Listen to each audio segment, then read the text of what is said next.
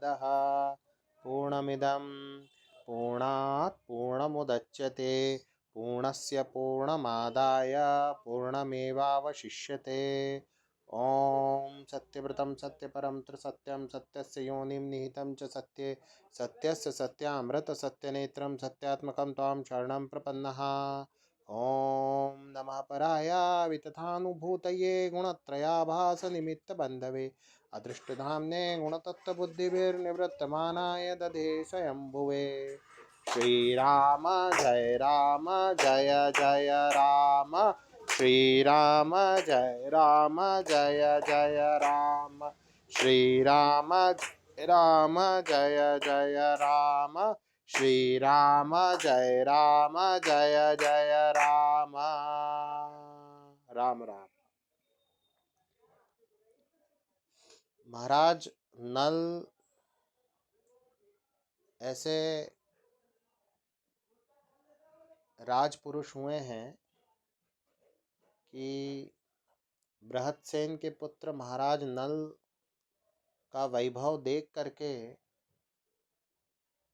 और उनकी लोकोत्तर संपदा को देख करके देवताओं की भी आंखें चौंधिया गई।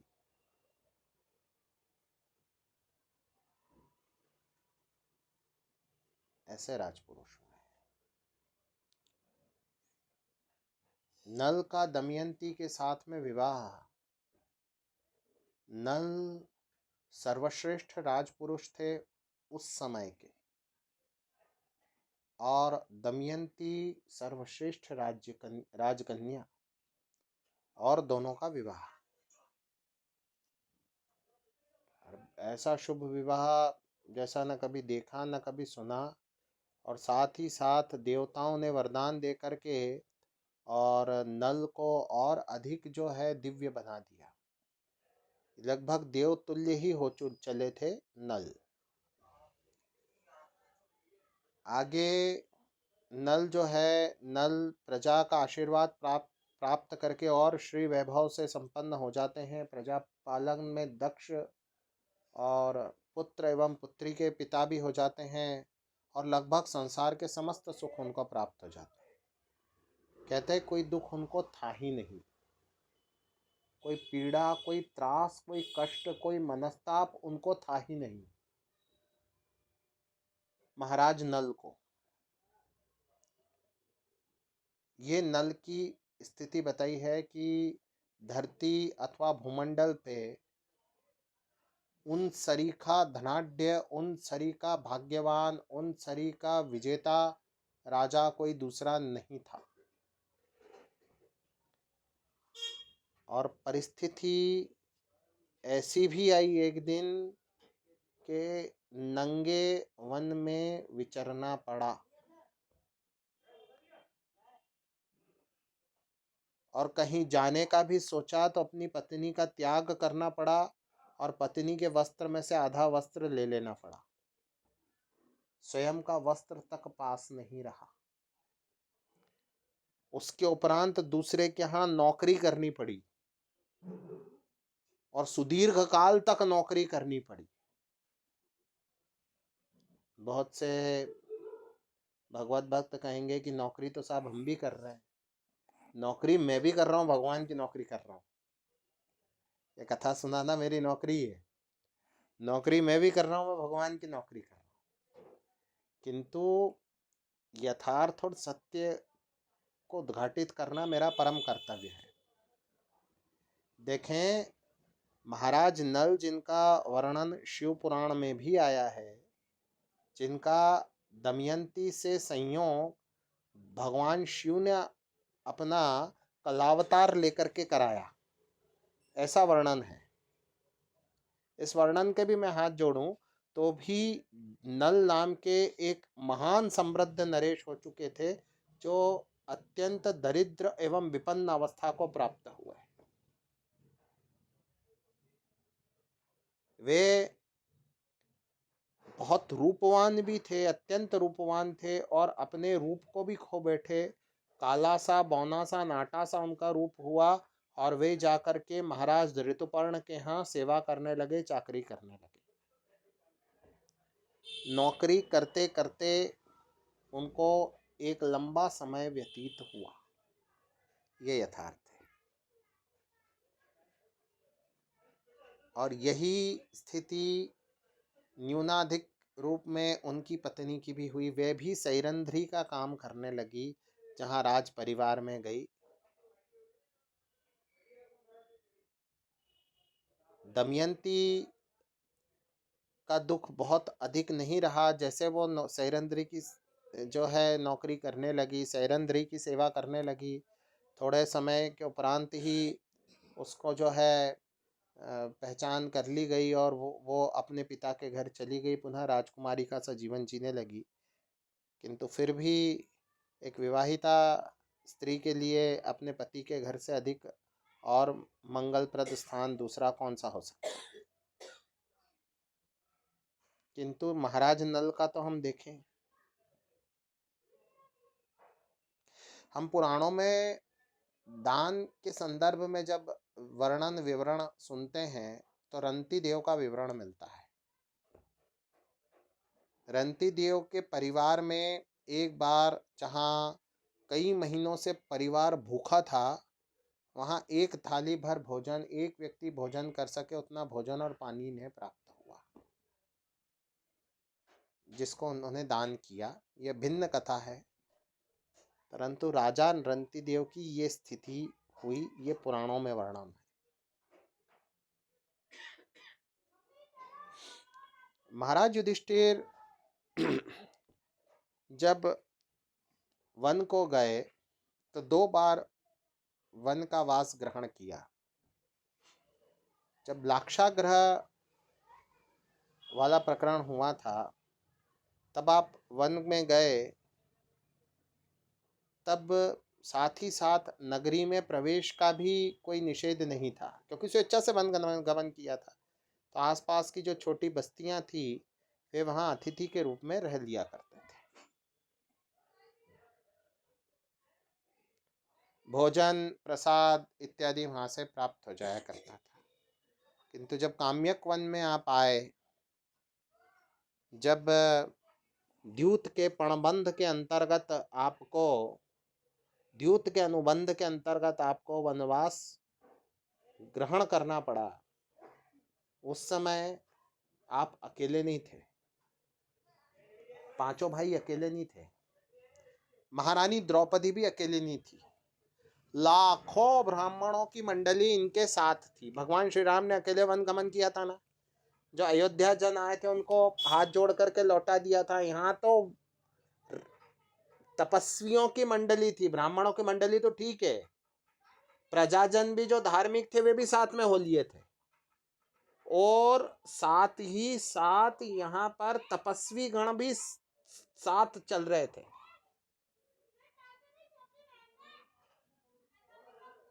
और ये ऐसे लोग साथ चल रहे थे कि अभी भोजन का समय हो जाए तो युधिष्ठिर की तरफ देखे कि क्या भोजन है। ये विषय गौण गौण है कि महाराज के ही अभी तो ठिकाने नहीं है, महाराज स्वयं ही वन में आ गए। मेरी बात समझिएगा, सूर्य भगवान से तपस्या करके अक्षय पात्र प्राप्त हुआ, तब जाके सबके भोजन की व्यवस्था हुई, सबके भोजन की व्यवस्था हुई। ये सूर्य भगवान की कृपा थी। किंतु तब भी ये स्थिति थी कि जब दुर्वासा जी अपने शिष्यों को लेकर के और वन में पधारे, उस वक्त भगवान को कृपा करनी पड़ी। और भगवान तो अनंत दयाशील है, अनंत दयालु है, अनंत कृपालु है, तो अपने भक्तों पर दया नहीं करेंगे भगवान तो भला कैसे चलेगा। तो भगवान आए और भगवान ने दया की, उसके उपरांत सब कुछ ठीक ठाक हुआ। अन्यथा दुर्वासा जी आई पहुंचे थे वहां पर 10 सहस्त्र अपने शिष्यों को साथ में लेकर के।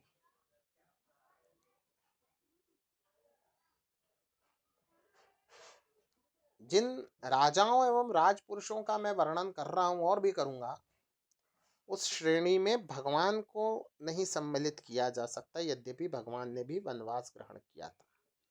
क्योंकि भगवान श्री राम जब वन में पधारे थे तो आप वन्य जीवों का कल्याण करने पधारे थे, उन पे कृपा करने पधारे थे।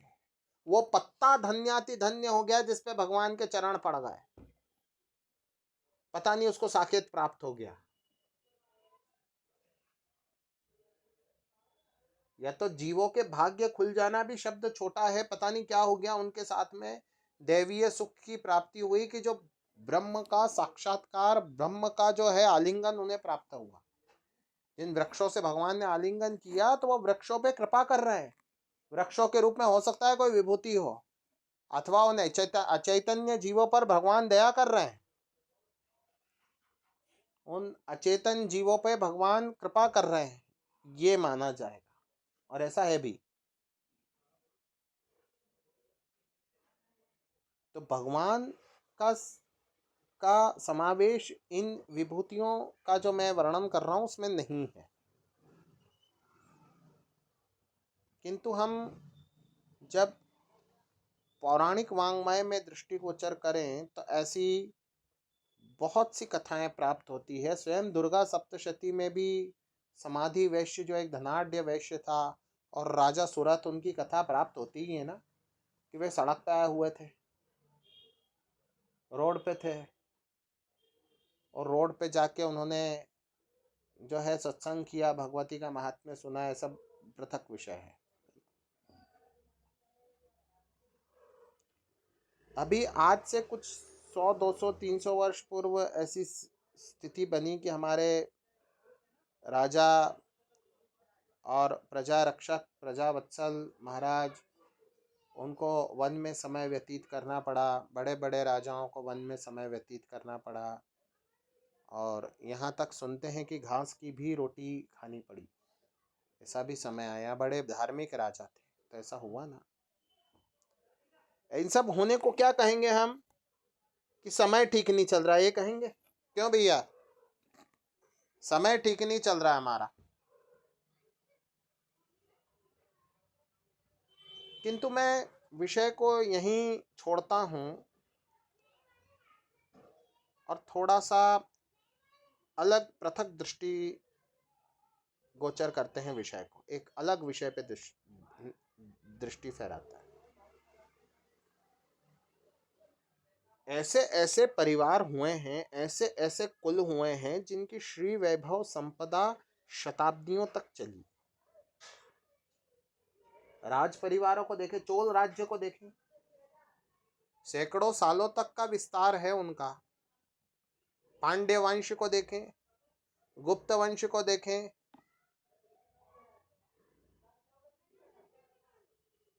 हम अपने राजाओं की बात कर रहे हैं, युग कलयुग है। ऐसा कैसे?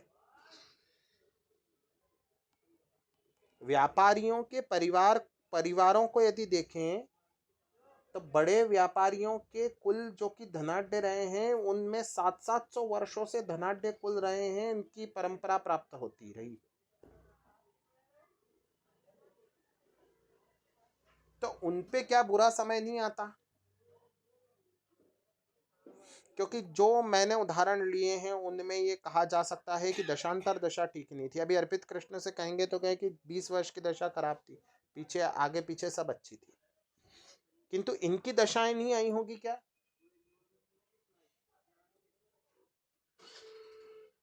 विचारणीय विषय है। आई होगी इनकी भी। जिनके यहाँ सैकड़ों वर्ष से श्री वैभव समृद्धि और शक्ति है, उनकी भी आई होगी, किंतु उनके काल ने उनको गिरने नहीं दिया। मानसिक अवसाद हो सकता है, कोई अंदर की परेशानी हो सकती है, कोई रुकावट हो सकती है, किटकिट हो सकती है, नेचर में परिवर्तन हो सकता है। 10-15 वर्षों के लिए हो सकता है, 15 वर्षों तक कोई विस्तार नहीं हुआ हो सकता है 15 वर्षों तक पारिवारिक कोई अनबन चल रही हो, इधर कोई खिंचातान चल रही हो, अपनी जो मैनेजमेंट टीम है जो राजाओं की होती थी वहाँ खिंचातान चल रही है, व्यापारियों की भी होती थी, वहाँ खिंचातान चल रहे हो, वहाँ थोड़े से विवाद उठापटक चल रहे हो, पर ओवरऑल जो उनका जो सिस्टम है वो अगली पीढ़ी तक बिल्कुल वैसा का वैसा ही पहुंचता है जैसे पहली पीढ़ी ने पहुंचाया था। ऐसा होता था क्योंकि काल सिद्ध था। ये सबसे बड़ी बात है, काल सिद्ध था। काल कैसा? हम काल अर्थात काल को हम सनातन में 5 भागों में विभक्त करते हैं। काल को हम सनातन में 5 भागों में विभक्त करते हैं। और फिर जब ज्योतिर्विज्ञान में दैवज्ञ होते हैं, वो जब उसका विश्लेषण करेंगे, तो ये जो दैवज्ञ लोग होते हैं ये फिर उसमें दशांतर दशा इत्यादि में प्रवेश करेंगे। पर सर्वसाधारण के लिए काल को 5 भागों में हम विभाजित करके देखते हैं। वार, तिथि,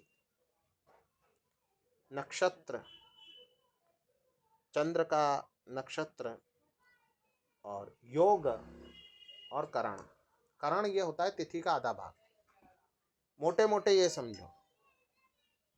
वैसे इसकी पृथक गणितीय प्रक्रिया भी है, पर हम समझेंगे तिथि का आधा भाग, उसको करण कहेंगे। और प्रत्येक तिथि के करण फिक्स हैं। पूर्णिमा में भद्रा, ऐसे सब फिक्स है।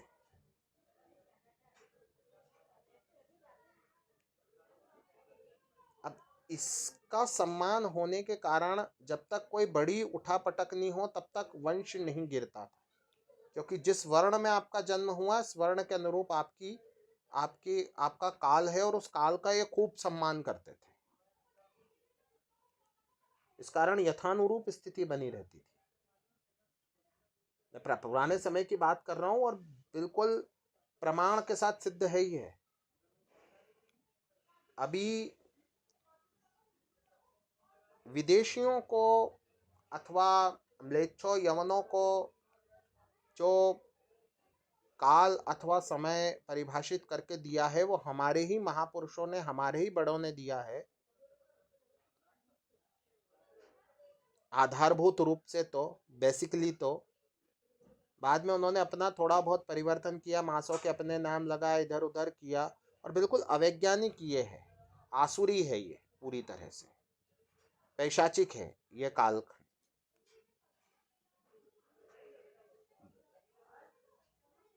इन्हें भी समय की और जो है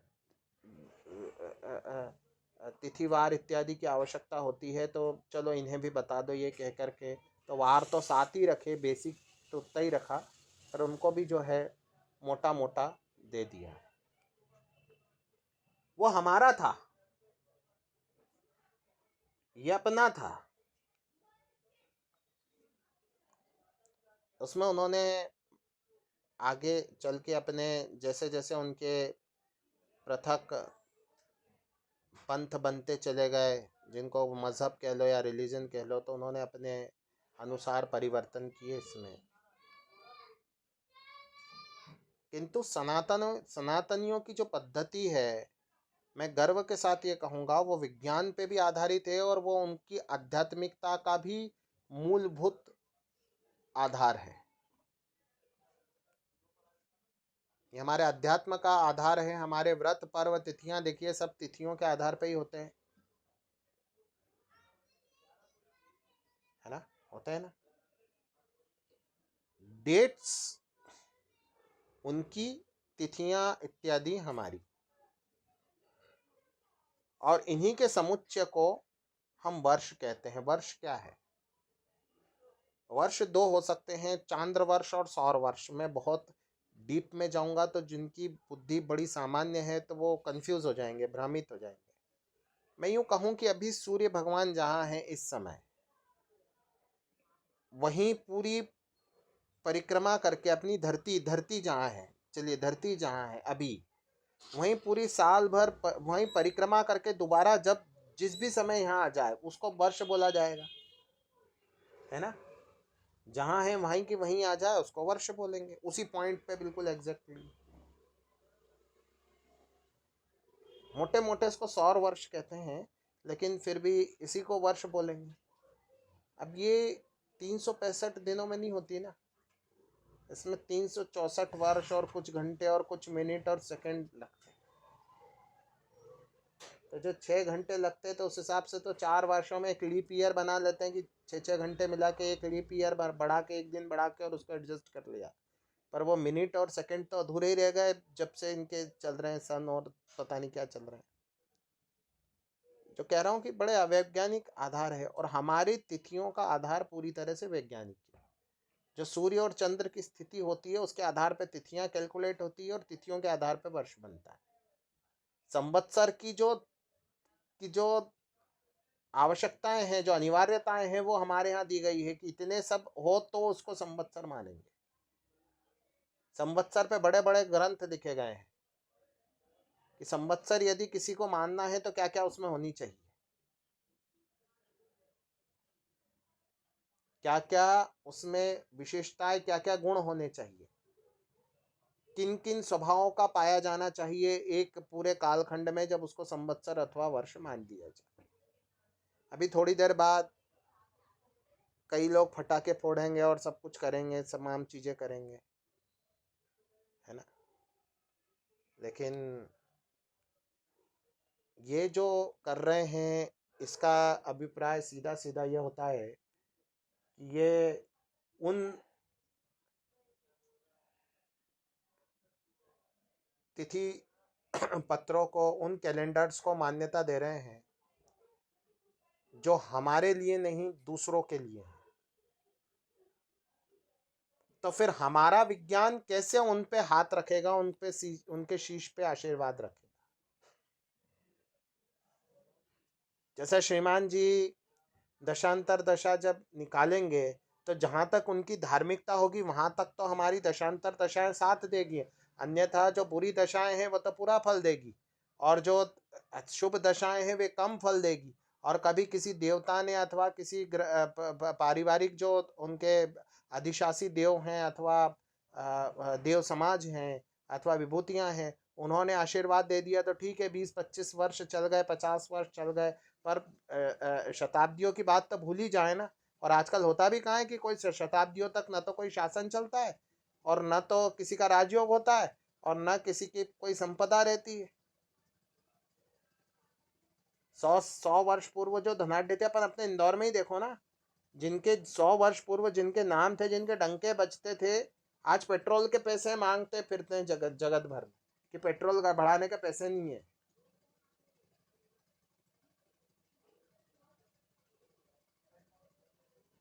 दे दो हमको। और उस समय के गरीब लोग आज धनाढ्य है, लेकिन हम जो मान्यता दे रहे हैं, हम मान्यता उनके तिथि पत्रों को दे रहे हैं, इसलिए हमारा ज्योतिषाधार भी बड़ा दुर्बल हो गया है।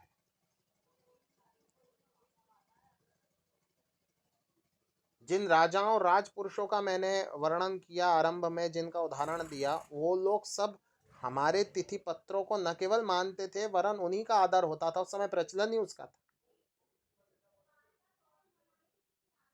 किंतु उन्हें कोई दैवीय विपदा के कारण ये दुख प्राप्त हुए, पर आज तो केवल इस मूर्खता के कारण दुख प्राप्त होते हैं कि हमारे पंचांग पे हमारा विश्वास नहीं है, तो हमारा शुभत्व तो हमको बहुत कम सीमा में प्राप्त हो रहा है, और ना हम हमारा राष्ट्र स्थापित कर पा रहे, क्योंकि हमारा काल ही नहीं है। समय जिसका होगा उसी का राज्य रहेगा ना। तो ये राज्य हमारा नहीं है, हम कह रहे गाय कट रही है, बहुत सारी बात हो रही है, तो हिंदुओं का शासन नहीं है, हम कभी कह दें तो क्यों नहीं है? क्योंकि तिथि जो है, तिथि हमारी नहीं है, हम डेट्स के समर्थक हैं, हम तिथि के समर्थक नहीं रहे। उसको भी बहुत आगे मैं बताना चाहूंगा, भगवान की कृपा से इस पे कुछ विश्लेषण करना चाहूंगा। वो ऐसा है, इस प्रकार है कि पहले पीछे जब सहस्त्र वर्षों में हमारे में पराधीनता भी थी, तब भी क्या होता था कि बड़े श्रेष्ठी पंडित जी से पंचांग लिखवाते थे। गांव का कोई बड़ा साहूकार हो, और साहूकार ऐसे नहीं होते थे जैसे सिनेमा में बताया, बड़े सरहृदय होते थे। तो गांव के बड़े साहूकार जमींदार साहब के यहाँ पंचांग लिखी और फिर उसको वो बाहर अपने यहाँ पट्ट पे लिख करके रख देते थे। तो आते जाते लोग देख लेते कि नहीं, कल पंचमी है, आज अष्टमी है, आज नवमी है, उसको इस प्रकार से लिखवा दिया करते थे, किसी भी प्रकार से जो है उसको सूचित करवा दिया करते थे। इस प्रकार से पूरा प्रसंग चलता था, इस प्रकार से प्रकरण पूरा चलता था। ठीक है ना, मैं ठीक कह रहा हूँ? तो ऐसा चलता था पहले। राजाओं के यहाँ पंचांग लिखे जाते थे और पंचांग सुनाए भी जाते थे। आज तो सिस्टम ही जीरो है, पंचांग होते ही नहीं है लोग के घर में, और जो पंचांग होते हैं उनसे भी कोई उनका प्रयोजन नहीं है। इस वर्ष मैंने पहली बार भगवान की कृपा से और एक संपूर्ण श्रेणी का ऐसा पंचांग जो कि सर्वसाधारण प्रयोग में ला सके, उसका उपयोग कर सके और उसके द्वारा जो है अपने धार्मिक आध्यात्मिक लक्ष्यों को साध सके, सांसारिक लक्ष्यों को साध सके और कदाचित अपने समय को अनुकूल बना सके, ऐसा पंचांग मैंने जो है भगवान की कृपा से उसका जो है यहाँ पर सूत्रपात किया है और कल उसको भगवान की सेवा में अर्पित करेंगे। कल सुबह सुबह अभिषेक के उपरांत उसको भगवान की सेवा में अर्पित करेंगे और फिर भगवत भक्तों को प्रदान करेंगे बुला के प्रसाद के साथ। किंतु साधारण अर्थात सब किसी के लिए नहीं है कि किसी के दिया जाए, केवल अपने जो लोग हैं उन्हीं को दिया जाएगा। ये निश्चित बात है, कल ऐसा होगा। तो आज इसी संदर्भ में मैंने कहा कि दो बातें पंचांग अथवा काल के बारे विषय में भी बताऊं। जो 31st मनाने वाले लोग हैं तो फर्स्ट को मान्यता देने वाले लोग हैं, जो उस संवत्सर को मानते हैं, उनकी एक पीढ़ी किसी न किसी दिन विधर्म में प्रवृत्त हो जानी है, चाहे आज कितने ही बड़े हिंदू बन के घूमते फिरे।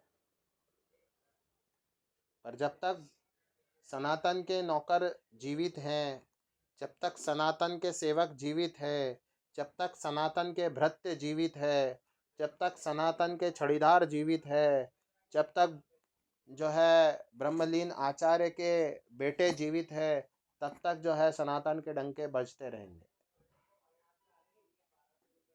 और तब तक जो है नाम कभी भी जो है धर्म का अथवा ज्योतिष शास्त्र का धूमिल नहीं होने पाए। श्री कृष्ण गोविंद हरे मुरारी, हे नाथ नारायण।